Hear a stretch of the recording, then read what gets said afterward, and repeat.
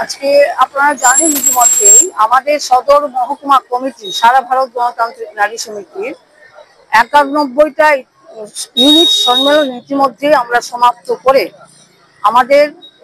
আগরতলা শহরে ১২টা লোকাল আছে। আগরতলা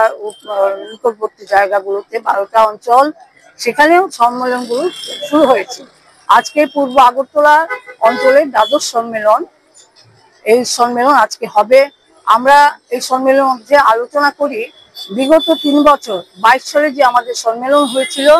এই ৩ বছর সম্মেলনের মধ্য দিয়ে যে আমরা আলোচনা করেছিলাম আমরা কি করব, আমরা কি করেছি, কতটুকু করতে পেরেছি বা পারিনি, সেটা এখানে আলোচনা হবে। এবং আগামী দিনে আমাদের রাজ্যে এবং দেশের মধ্যে যে সংকট অন্ধকার ঘনিয়ে এসেছে,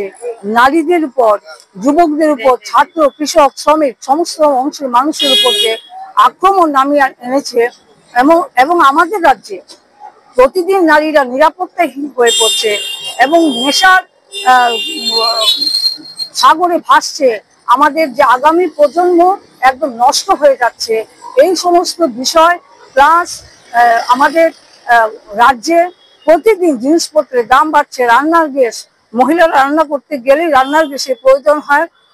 সেখানে রান্নার গ্যাসের দাম সহ বিভিন্ন জিনিসপত্রের যে দাম,